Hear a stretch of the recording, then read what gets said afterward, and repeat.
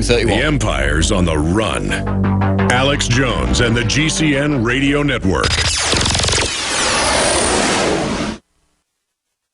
After consulting top doctors, nutritionists, pharmacists, and others, we have developed what I believe is the ultimate non-GMO organic Super Male Vitality formula. Super Male Vitality by InfoWars Life is so powerful that I only take half the recommended dose. I jump out of bed ready to fight these criminals every day. I look forward to waking up and taking my Super Male Vitality. Visit InfoWarsLife.com today to secure your Super Male Vitality and other powerful products from InfoWars Life. Tell folks how you got introduced to Super Male, and then when Super Female came out, tell us what happened. After I saw such a huge positive change in my husband, I had to try it for myself. Talk about the effects. I feel great when I wake up in the morning. I have drive to go to the gym. I feel like I look better. I feel better. I feel sexier. I love it. Even if you don't believe in supplements, take the challenge. Get a bottle of Super Male, a bottle of Super Female. Check it out for yourself. Consult your physician. Visit InfoWarsLife.com today. This is life-changing. You've heard about the essential qualities of iodine when it comes to your well-being, and you've read the opinions of top experts regarding this good member of the halogen family. Still, reports indicate that iodine is absent in sufficient amounts from the daily lives of countless people worldwide. Now, our extra-strength new nascent iodine formula is here, Survival Shield X2, leading the way into the next generation of super high-quality nascent iodine. InfoWars Life Survival Shield X2 is derived from 200+ million-year-old salt solutions found more than 7,000 feet below the Earth's surface. The result is a unique nascent iodine that is both concentrated and free of unwanted additives, genetically modified ingredients, and completely vegan. We even pre-screen our Survival Shield X2 iodine for radiation. Pure, clean, and sourced from deep within the Earth, X2 nascent iodine is available exclusively at InfoWarsLife.com, InfoWarsStore.com, or call 1-888-253-3139. In the near future. When you realize how fake it all is, the football, the basketball. Alert. Security alert. This is Homeland Security. Analysis. InfoWars building independent media operations. You let the worst people get control and tell us that we are the ones responsible. Prime directive. Discredit Alex Jones. Jones is the wildly popular conspiracy theorist. A popular conspiracy theory talk show called InfoWars. Alex Jones is now in an Austin jail. These people are assaulting us. Targeting of patriots engaged. They are never going to stop. They're never going to deviate from their program until we stop them. Block free iPhone app at Infowars.com. Block free podcast and video feed. Imperative. Destroy Prison Planet TV. You gotta set your eye on the enemy, not worry about what propaganda they put out. Intellectually, it's begun and you can feel it.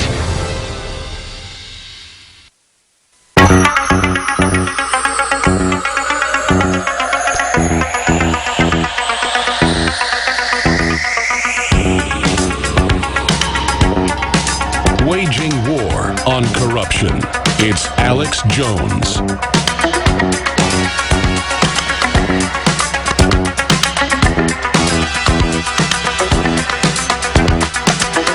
We're back live on the Alex Jones Show. I'm Paul Joseph Watson. Infowars.com for all the latest breaking news. We're talking to Robert David Steele, former CIA officer and author of the open source Everything Manifesto. Robert, we've got a long segment now, so feel free to elaborate, but we were just touching on it before the break. You had this landmark conference in 1992 where, despite opposition from the CIA, you got together all these intelligence professionals, basically 620 of them, and gave them this lecture on the open source manifesto. So let's try and break down what exactly the open source transformation represents and why it represents also such a threat to the establishment. Well, I love the way you've done your homework, and I thank you for that. Let's start with the fact that CIA, when it first agreed to my conference, said that they would come only if it was secret and U.S. citizens only. And I had to go to Admiral Studeman, and Admiral Studeman, God bless him, supported me and informed CIA that they would attend. CIA calls me open source, S-O-R-E-S. They see open source as a major threat because a great deal of the mystique of CIA, which I love as an organization, I want to save it in many ways. It's an important place. But CIA is living a lie. apart from the atrocities that they're committing with drones and rendition and torture, which I have opposed from day one, they're not actually collecting secret intelligence. They're taking handouts from foreign liaison. They're doing legal traveler debriefings. They don't know anything. They have children being spoon-fed secrets that cover less than 3% of what we need to know. So essentially, Alvin Toffler called me the rival store when he wrote a chapter about the future of the spy in 1993. I'm still the rival store, but frankly, I'd like to come in and do a hostile takeover and get these people cleaned up. We need intelligence. Intelligence is decision support. I've written an article in Counterpunch called Intelligence for the President and Everyone Else. And let me stop there and throw it back to you. Bottom line is decision support is what would be saving us from Ebola. It would keep the Americans from invading the Middle East again. It would keep the government honest. We don't have intelligence because we don't have integrity. And from what I've read in your book, I mean, it's this attitude of intelligence being an enclosed community and the CIA and other agencies placing so much credence in this secret intel that they then ignore the vast majority of open source intelligence, which in many cases is more accurate than that secret intel because that's an echo chamber. Is that correct? Well, you're absolutely right, and it's really two parts. The first part is the intelligence community knows nothing. I am appalled as an intelligence professional, and from the 1990s, I was outlining precisely what needed to be done in order to make it a serious professional community, and I was ignored, in part because my ideas would have been grounds for tripling the amount of intelligence we could produce and cutting the budget in half. The intelligence community is a secret pork pie. That's all it is. It moves the money, as Bill Binney and others have said. And I really want to encourage everyone to look up Tom Engelbart's new article just out today called Failure is Success. Engelbart has rendered a huge national service in publishing that article, and I've written a very strong comment at the end of it. The other half of the problem, which Paul Pilar has addressed in his book, is that the White House does not make policy based on intelligence. It makes policy based on who has paid to be heard. So we have traitors running the U.S. government. We have financial traitors, ideological traitors, and religious traitors. And these people are not scrubbed out because the FBI has essentially been put in a straitjacket and is not allowed to do its job. Let's take a quick call for Robert David Steele, Gennaro in Arizona. You're on the air. Go ahead. Yes. Hi, Paul. Hi, Robert. First of all, I want to tell Paul thank you for your work. I really appreciate all the work that you do on InfoWars, as well as the entire team there. And Robert, thank you for your work over your entire career. You're a true hero in your activism for the American people. My question is for Robert. Yesterday, Paul, I had sent in an email bringing out the flagrant disregard of the Judge Jenkins, in how he handled going to the apartment with no protection whatsoever, but yet he had everybody in the entire apartment quarantined, taking out their items, but he himself doesn't have to get quarantined. He himself does not have to wear any protection. So my question is, Robert, do you think that this is that false flag event that you mentioned,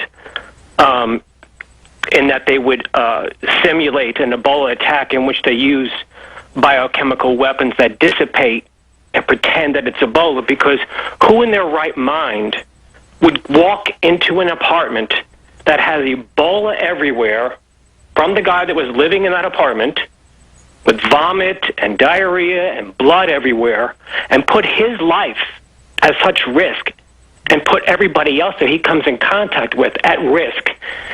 I think you've got a very good point. And in fact, I've outlined 4 distinct possibilities as we face this Ebola threat, and that blog is at Phi Beta Iota, and you can look it up as Robert Steele Ebola Today, Alex Jones Today. So I've outlined 4 specifics, and there's absolutely nothing to prevent a blending of these 4. Certainly, I expect people to do some false flag drills. Homeland Security is famous for wanting to take the headlines and be active and be seen as doing something. And I think you have identified something that's called an indicator. I don't think the judge is stupid. I think very talented people tend to become judges, and they tend to have a lot of influence, a lot of smarts. So the judge has basically shown us that he is so unconcerned about Ebola that it probably is not Ebola in this specific instance. Okay, thanks for the call. Just want to switch to a different topic before we throw back to the callers, and that is an article that appeared on your website, David, labeling truth seekers as conspiracy theorists. And this was about the conspiracy theory term and how it's been weaponized as a tool, as a pejorative to demonize freedom of thought. Just get into that for a moment for us. Well, I have to give credit to the CIA. I mean, there was a time when I was a covert operations specialist, and media influence operations were part of what I did, although I was focused mostly on international opinion and basically crafting the worldwide opinion on El Salvador. So CIA coined this conspiracy theorist term, and the whole idea is to marginalize people. Now, if your readers want, or if your viewers want to go to Phi Beta Iota and use the search box, they can enter the words conspiracy and sane, and they will immediately get to some wonderful headlines from many other people. I don't post a lot myself on the website. I curate about 80 others that post. The bottom line is there have been 33 conspiracy theories, so labeled, that have been proven true. And the research is now out showing that people who have been labeled conspiracy theorists are by and large not only more intelligent, but correct in relation to the facts.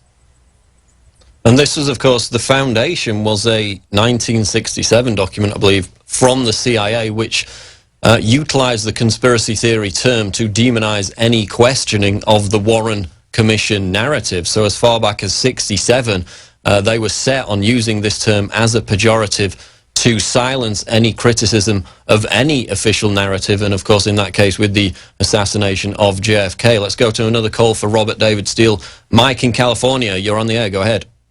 Yeah, two quick questions for the guest. One was, you mentioned about this judge is posturing for in Texas and possibly for elections or PR. Do you see the possibility of the midterm election to be basically a census used in the electronic voting for where they need to target false voting tally? That's the first question. The second one was, when you mentioned the new economy, do you see network marketing or more multi-level marketing as one of the avenues for the 5 billion poor to be able to make a living or even prosper? Appreciate the response.